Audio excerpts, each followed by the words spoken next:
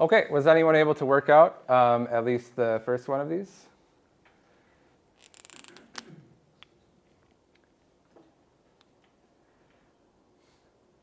No?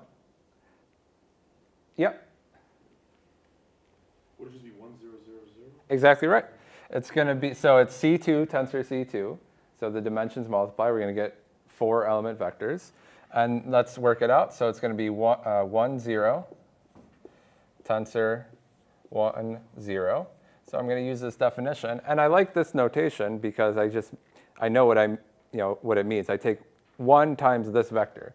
So 1 times this vector is going to be 1 times 1, 0.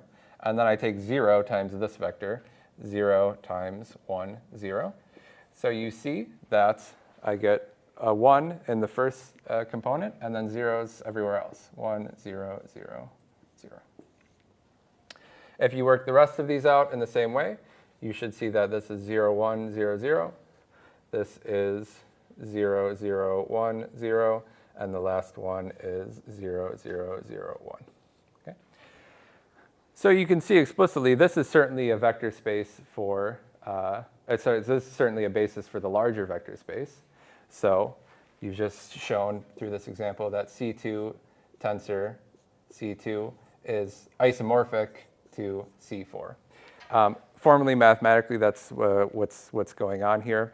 But I just want you to think about this being a basis for C4, which is a vector space with dimension 4.